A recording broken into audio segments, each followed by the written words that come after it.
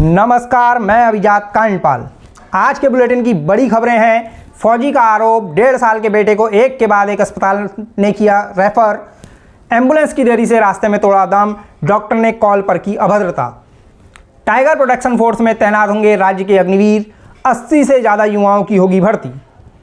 पूर्व सैनिकों के लिए उत्तराखंड हाईकोर्ट का बड़ा फैसला, कहा सरकारी नौकरी में हर बार दें आरक्षण का फायदा।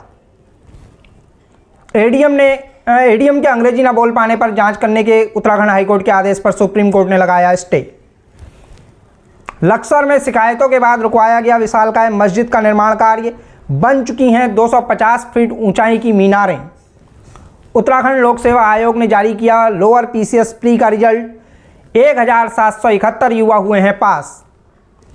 राज्य के 541 नर्सिंग स्टूडेंट्स को 5 विदेशी भाषाओं की मिलेगी ट्रेनिंग, विदेश में जॉब मिलने में होगी आसानी।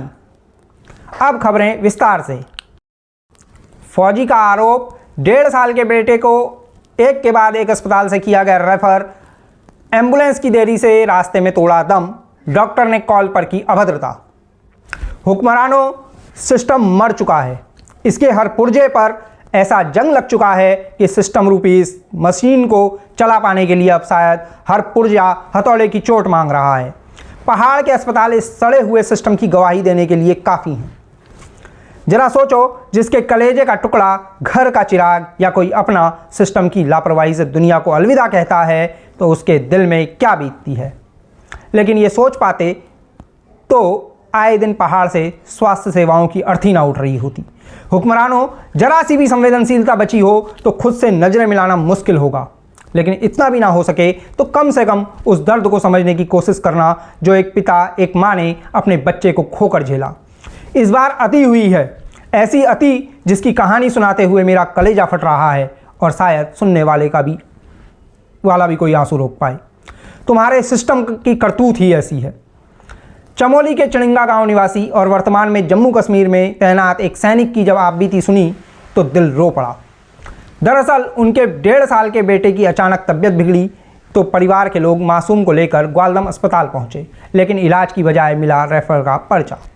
फिर पहुंचे बैजनाथ अस्पताल, वहां से भी रेफर कर दिया गया। अब था तीसरा हॉस्पिटल बागेश्वर जिला अस्पताल, लेकिन बच्चे की गंभीर हालत पर यहां से अल्मोड़ा रेफर कर दिया गया।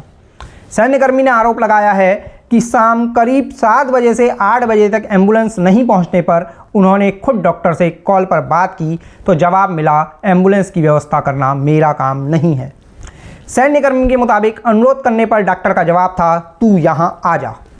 उन्होंने मीडिया संस्थानों को बताया कि करीब 9 बजे डीएम से बात करने पर 9:30 बजे 108 एम्बुलेंस मिली, लेकिन तब तक देर हो चुकी थी। बच्चे ने रास्ते में ही दम तोड़ दिया। अब बढ़ते हैं बुलेटिन की अगली खबर की ओर।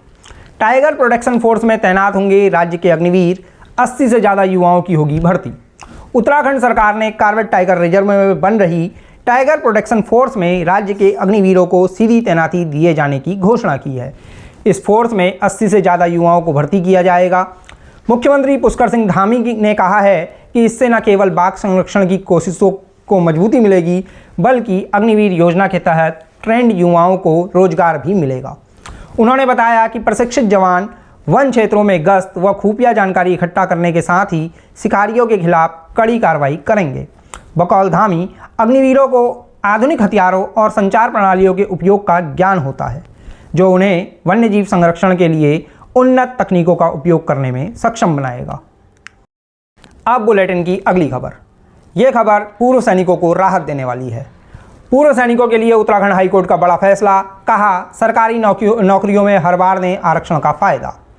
उत्तराखंड हाईकोर्ट ने पूर्व सैनिकों के लिए मंगलवार को बड़ा फैसला सुनाया है।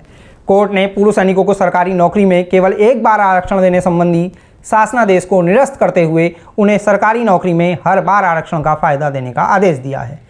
दरअसल सरकार ने 22 मई 2020 को एक शासनादेश जारी कर कहा था कि यदि किसी पूर्व सैनिक को राज्य सरकार की नौकरी में एक बार आरक्षण का फायदा मिल चुका है तो वह दोबारा इस आरक्षण का अधिकारी नहीं होगा। इस शासनादेश को एक पूर्व सैनिक ने हाईकोर्ट में चुनौती देते हुए कहा था कि वर्ष 1993 के एक अधिनियम के तहत पूर्व सैनिकों, स्वतंत्रता संग्राम सेनानियों के आश्रितों और दिव्यांगजनों को क्षैतिज आरक्षण का प्रावधान है। उन्होंने कोर्ट को बताया कि इस अधिनियम में कहा गया है कि उन्हें आरक्षण मिलेगा। इसमें यह नहीं कहा गया है कि आरक्षण केवल एक बार ही मिलेगा। अब बढ़ते हैं बुलेटिन की अगली खबर की ओर। एडीएम के अंग्रेजी न बोल पाने पर जांच करने के उत्तराखंड हाईकोर्ट के आदेश पर सुप्रीम कोर्ट ने लगाया स्टे। सुप्रीम कोर्ट ने उत्तराखंड हाईकोर्ट के उस आदेश पर स्टे लगाया है जिसमें राज्य चुनाव आयुक्त और मुख्य सचिव को यह जांच करने का निर्देश दिया गया था कि एडीएम स्तर का एक अधिकारी जो अंग्रेजी समझता है लेकिन बोल नहीं सकता, क्या वह किसी एग्जीक्यूटिव पोस्ट को असरदार तरीके से कंट्रोल कर पाएगा। मामले को लेकर उत्तराखंड के चुनाव आयुक्त और अन्य ने सुप्रीम कोर्ट में विशेष अनुमति याचिका के जरिए चुनौती दी थी। सीजीआई बीआर गवई, न्यायमूर्ति विनोद चंद्रन और न्यायमूर्ति एनवी अंजारिया की पीठ ने नोटिस जारी करते हुए कहा है कि अगले आदेश तक उत्तराखंड हाईकोर्ट के 18 जुलाई को दिए गए इस फैसले और इस आदेश पर रोक रहेगी। अब बुलेटिन में यूथ के लिए जरूरी खबरें। उत्तराखंड लोक सेवा आयोग ने जारी किया लोअर पीसीएस प्री का रिजल्ट, 1771 युवा हुए पास। उत्तराखंड लोक सेवा आयोग ने उत्तराखंड सम्मिलित राज्य सिविल अवर अधीनस्थ सेवा यानी लोअर पीसीएस पद के लिए हुए प्री एग्जाम 2024 का रिजल्ट जारी कर दिया है।